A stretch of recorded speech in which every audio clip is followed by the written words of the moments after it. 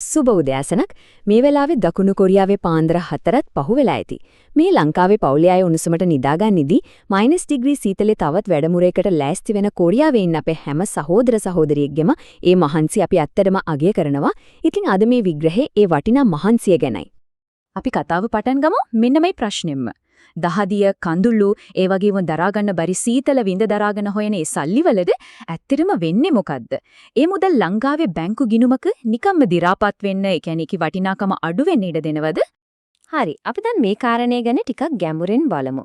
මෙතන තියෙන මූලිකම අභියෝගය තමයි මේක. එක පැත්තකින් ඉහළ ආදායමක් තියෙනවා, අනිත් පැත්තෙන් ඒ ආදායම හොයන්න තියෙන්නේ සීමිත කාලයක්. විශේෂයෙන්ම E9 වීසා එකක් යටතේ වැඩ කරන කෙනෙක්ට මේ මූල්‍ය පීඩනය හොඳටම දැනෙන දෙයක්. අපි මේකට කියනවා කාල උගුල. එහෙම නැත්නම් ටයිම් ට්‍රැප් එකක් කියලා. සරලවම කිව්වොත් හොඳ ආදායමක් උපයන්න ලැබෙන මේ කාලයට කල්ලිකුත් ඉන්න දිනයක් තියෙනවා. ඒ කාලය එකපාරටම අවසන් වෙනවා. එතකොට ඒ හොයපු ප්‍රාග්ධනය හරියටම ආයෝජනය කළේ නැත්නම් ආයෙත් රට යන්න කලින් හිටපු මූල්‍ය තත්ත්වයටම වැටෙන්න ලොකු අවදානමක් තියෙනවා. දැන් බලන්න මේකේ තියෙන ඇත්තටම වැදගත් කාරණේ. ඒ තමයි මේ ඉතුරු කිරීමේ හැකියාව. දකුණු කොරියාවේ රැකියාවක් කරන ශ්‍රමිකයෙක්ට මාසෙකට ලංකාවේ මුදලින් රුපියල් ලක්ෂයක් වගේ මුදලක් හරිම පහසුවෙන් ඉතුරු කරන්න පුළුවන්. හිතන්නකෝ මේක ජීවිතයක් සම්පූර්ණයෙන්ම වෙනස් කරන්න පුළුවන් අවස්ථාවක්. එහෙනම් මෙතන තියෙන තීරණාත්මකම කාරණිය තමයි මේ මහන්සියෙන් නොපේන ප්‍රාග්ධනය නැත්තටම නැති කරන්න පුළුවන් ප්‍රධාන මූල්‍ය උගුල් දෙකක් ගැන තේරුම් ගන්න එක. ලංකාවට ආවට පස්සේ බහුතරයක් දෙනා මේ උගුල් දෙකේ පැටලෙනවා. ඔන්න පළවෙනි උගුල. සල්ලි බැංකුවක දානයකින් ඇත්තටම වෙන්නේ මොකක්ද? දැන් බලන්න සාමාන්‍ය ස්ථාවර තැන්පතුවකට 8.3ක් විතර පොලියක් ලැබෙනවා. හැබැයි රටේ උද්දමනය, ඒ කියන්නේ සල්ලිවල වටිනාකම අඩු වෙන වේගය 2.3ක්. ඉතින් ඇත්තට මාතට එන සැබෑ ලාභය 6ක් වගේ පුංචි ප්‍රතිලාභයක් විතරයි. හරි, අපි දැන් බලමු දෙවනි උගුල. මේක නම් ඉතින් ගොඩක් දෙනෙක්ගේ හීනයක් වෙලා තිබුණාට 2026 වෙද්දී ඇත්තටම මේක මූල්‍යමය වශයෙන් බියකර සිහිනයක් බවට පත් වෙලා තියෙනවා. ඒ තමයි ලංකාවට ආපු ගමන් වාහනයක් ගන්න එක. ඇත්ත කතාව තමයි මේක. 2025 දී වාහන ආයනය වැඩි වෙනවත් එක්කම පාවිච්චි කරපු වාහනවල මිල හිතා ගන්න බැරි විදිහට පහළ බහිනවා. ඒ කියන්නේ මිලියන 15ක් දීලා ගන්න ප්‍රීමියම් එකක් අවුරුද්දක් ඇතුළත ඒකේ වටිනාකම ලක්ෂ 20කින් විතර අඩු වෙන්න පුළුවන්. ඉතින් මේක තත්ත්වයේ සංකේතයක් නෙවෙයි, විශාල මූල්‍ය පාඩුවක්. මේ අංකය දිහා බලනකො රුණ 40%ක්. මේකෙන් පෙන්නන්නේ කටුක යථාර්ථයයි. වෙළඳපොළට වාහන වැඩිපුර ආවම සමහර මාදිලිවල මිල 140කින් විතර කඩා වැටෙයි කියලා තමයි බලාපොරොත්තු වෙන්නේ. මේකේ නිහඬව සිද්ධ වෙන ලොකු කඩා වැටීමක්. එසේනම් මේ මිලියන ගණන් පාඩු වෙන උගුල් වලින් මිදිලා කොරියාවේ මහන්සි වෙද්දී ලංකාවේ නම් තමන්ගේ සල්ලි තමන් වෙනුවෙන්ම වැඩ කරන ක්‍රමයක් හදාගන්නේ කොහොමද කියලා. අපි දැන් බලමු ඒකට තියෙන බුද්ධිමත් නවීන විසඳුම මොකක්ද කියලා. මේකට අපි කියනවා ලෑන්ඩ් බැංකින් කියලා. සරලවම කිව්වොත් වටිනාකම ක්ෂය වෙන වත්කම් වල සල්ලි හිර කරනව වෙනුවට අනාගතයේදී විශාල දියුණුවක් බලාපොරොත්තු වෙන්න පුරුවන් ප්‍රදේශවලින්, විශේෂයෙන්ම අධිවේගී මාර්ග වගේ යටිතල පහසුකම් ව්‍යාපෘති වෙන පැතිවලින් ඉඩමක් මූලෝපායිකව මිලදී අරන් තියෙන එක. මේ දත්ත දිහා බැලුවම කතාව හරිම පැහැදිලි.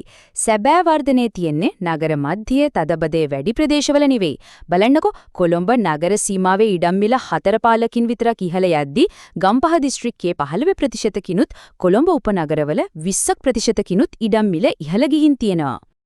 ඒ විතරක් නෙමෙයි, යක්කල වගේ ඉහළ විභවයක් තියෙන විශේෂිත ප්‍රදේශවල මේ වර්ධනය ඇත්තටම පුදුමාකාරයි. එක අවුරුද්දකින් 35%කටත් වඩා වැඩිවීමක්. මේක වෙනත් ඕනෑම සාම්ප්‍රදායික ආයෝජනයක් පහු කරගෙන යන වේගයක්. ඉතින් මේ පුදුමාකාර වර්ධනයට හේතුව මොකක්ද? ප්‍රධානම දේ තමයි ලොකු යටිතල පහසුකම් ව්‍යාපෘති යන මාර්ගය අනුගමනය කරන එක. මධ්‍යම අධිවේගී මාර්ගය වැඩ නැවත ආරම්භ කිරීම සහ එහි වේගවත් ප්‍රගතිය තමයි බස්නාහිර පළාත පරිවර්තනය කරන තනි විශාලතම සාධකය වෙලා තියෙන්නේ. 2028 දී මේකේ වැඩ අවසන් වෙන්නයි නියමිත. මේ කිලෝමීටර් 37ක අධිවේගී මාර්ග කොටස වේයන්ගොඩ සහ මීරිගම වගේ නගරේ ඊළඟට ඉහළම වර්ධනයක් තියෙන නේවාසික සහ සැපයුම් මධ්‍යස්ථාන බවට පත් කරමින් ඉන්නවා. ඒ කියන්නේ මේක රටේ ආර්ථික සිතියමම වෙනස් කරන මේ මොහොතේම ආයෝජනයට සුදුසු ප්‍රධාන කලාපයක් නිර්මාණය කරනවා. හොඳයි. දැන් අපි එනවා අවසාන සහ වැදගත්ම පියවරට. ඒ තමයි නිකම්ම වටිනාකම වැඩි වෙන වත්කමක් අයිති කරගන්නවට වඩා මාසයක් ගානේ ආදායමක් උපයන වත්කමක් නිර්මාණය කරන එක. ඔන්න පියවර 3 සැලැස්ම. හරිම පැහැදිලි. ඉතුරු කරණෙක්ගේ තැන ඉන්නන් තිරසාර ආදායම් මාර්ගයක් තියෙන ආයෝජකෙක් බවට පත් වෙන්නේ මෙහෙමයි. 1.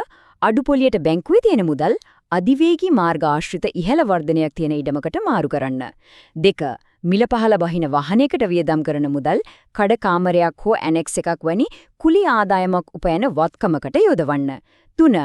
අවිධිමත් ක්‍රමවලින් මිදිලා වෘත්තීය සේවා සහ නීතිඅනුකූල මූල්‍ය මාර්ග පාවිච්චි කරන්න.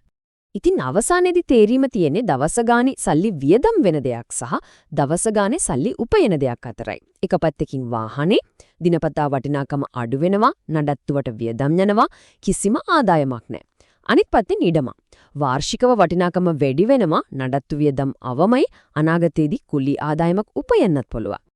ඉතින් අවසාන වශයෙන් සලකා බලන්න තියෙන තීරණාත්මකම ප්‍රශ්නේ තමයි මේක.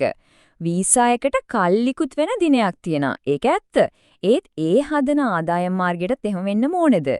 මෙතන ඉලක්කය වෙන්න ඕන ලංකාවට එන ගුවන් යානයෙන් බැස්සට පස්සේ දිගටම පවතින ආදායම් මාර්ගයක් ගොඩනගා ගැනීම.